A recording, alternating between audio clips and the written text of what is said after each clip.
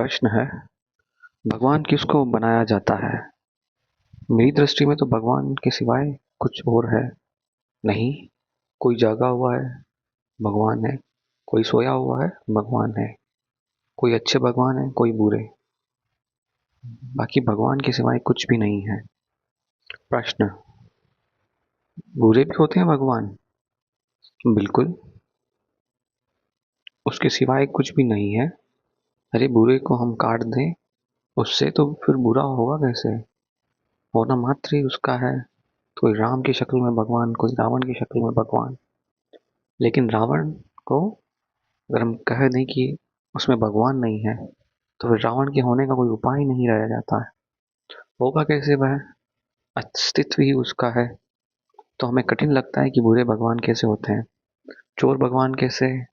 बाकी अगर वही है तो चोर में भी वही है। उसका ही होना अगर सब कुछ है, तो फिर कोई चीज उसके बाहर नहीं। आमतौर से हमारी धारणा ये ऐसी है कि भगवान कहीं कोई सातवें आकाश में बैठा हुआ है। कोई व्यक्ति सारी दुनिया को चला रहा है। वह बचकानी है, उसका कोई मूल्य नहीं। भगवान से मेरा अर्थ है अस्तित्व, होना मात्र। और जिस दिन भी कोई शुद्ध होने को समझ लेता है, अपनी उपाधियों से हटकर, अपने रोगों से हटकर, जिस दिन शुद्ध होने को थोड़ा समझ लेता है, वही भगवान हो गया। तो यह हमारा मुल्क अकेला मुल्क है जिसने हिम्मत पूर्वक यह कहा है कि सभी में भगवान है। और भगवान को अलग न रखकर हमने प्रत्येक के भीतर केंद्र पर रख दिया है। वह होने का सहज गुण है। न जानो, सोए रहो, मत पहचानो। यह हो सकता है, मगर वह तो तुम्हारी मर्जी है। भगवान अपने को नहीं पहचानना चाहता, तो ऐसा क्या किया जा सकता है? वह नहीं पहचाने। लेकिन जिस दिन भी पहचानेगा, उस दिन ख्याल में आ जाएगा तो भगवान तुमसे कोई दूर अलग वस्तु है, ऐसा नहीं। मेरी धारणा यह है कि तुम्हारा होना ही भगवान है।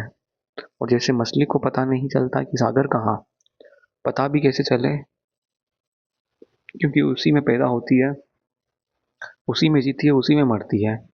मछली को तो पता ही तब चलता है सागर का, जब कोई उसे खींच कर किनारे पर निकाल देता है। हमारी मुसीबत ये है कि भगवान को छोड़कर कोई किनारा भी नहीं जहाँ खींच कर हमको निकाला जा सके। इसलिए हमको कोई पता नहीं चलता उसके होने का कि वह क्या है, कहाँ है। मछली तट पर आकर तड़पती है, तब उसको पता चलता है कि कुछ खो गया जो सदा था। लेकिन जब था, तब पता भी नहीं चलता था। आदमी को भगवान के बाहर नहीं खींचा जा सकता। यही तकलीफ है। नहीं तो हमको पता चल जाए कि भगवान क्या है। लोग कहते हैं कि भगवान मिलता नहीं, और मैं कहता हूँ क्योंकि तुमने कभी खोजा नहीं। यही तकलीफ है। एक दफे भी उसे खो देते तो तुम्हें मिल जाता। मिलने के लिए खोना बिल्कुल जरूरी शर्त है। और चूंकि हम उसी में जी रहे हैं, हम वही हैं, इसलिए हमें पता नहीं चलता। फिर मेरे मन में, क्योंकि मैं देखता हूँ कि बुरा भी वही है और बुराई के प्रति भी मेरे मन में कुछ बुरा भाव नहीं है रह जाता। यह मैं आपको एक आध्यात्मिक रूपांतर की कमियां बताना बना मानता हूँ। अगर मेरा ख्याल हो कि सभी वही है, तो जिसको हम बुरा कहते हैं वह भी वही है। फिर बुराई के प्रति भी हम बुराई का कोई भाव नहीं रह जाता। ठीक है, वह भी ठीक है, शायद वह भी अनिवार्य हिस्सा है। शायद उसके बिना भी जगत हो सकता है। जैसे अंधेरे के बिना प्रकाश नहीं हो सकता और मृत्यु के बिना जीवन नहीं हो सकता। शायद इसी तरह रावण के बिना राम भी नहीं हो सकते। शायद परमात्मा के होने के ढंग में ये दोनों बातें साथ साथ सम्मिलित है कि जब भी वह राम होगा, तब रावण भी होगा। नहीं तो नहीं हो सकता।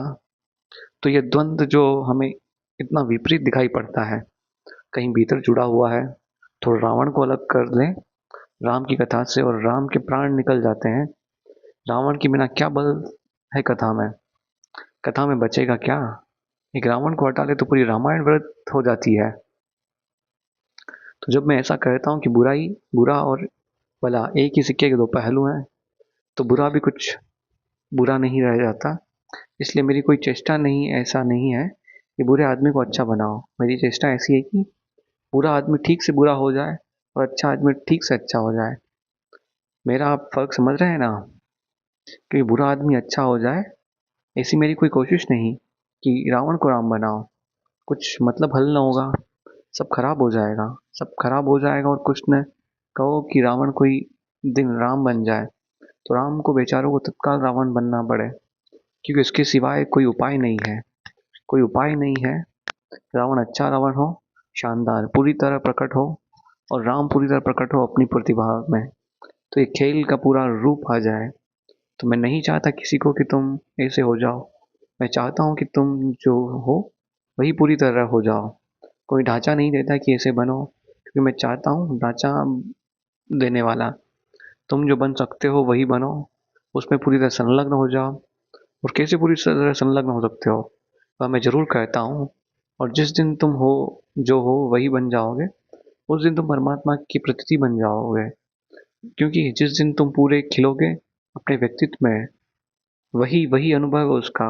व्यक्ति का पूरा खिल जाना ही उसके भीतर हो जाता है, उसका पूरा पंखुड़ियों का फैल जाना ही अनुभव है। तो मेरे लिए भगवान तो सभी है। अगर इसका ख्याल भी पैदा हो जाए कि मैं भगवान हूँ, तो पूरी तुम्हारी ज़िंदगी बदलनी शुरू हो जाए। शूद्र से जोड़ना ही क्यों नाता अपना, नाता ही जोड़ना हो तो विराट से जोड़ लेना चाहिए। प्रश्न, हमको चमत्कार के बाबत में थोड़ा और समझाइए। आपने जो बताया बराबर मतलब का है, लेकिन कोइंसिडेंस से मेरा खुला रहना व चमत्कार के टाइम में जब परिणाम आ जाता है, जो घटता है, जो परिणाम आता है, को मैं कोइंसिडेंस या ऑटो सब्जेक्शन की सच्ची बात क्या है?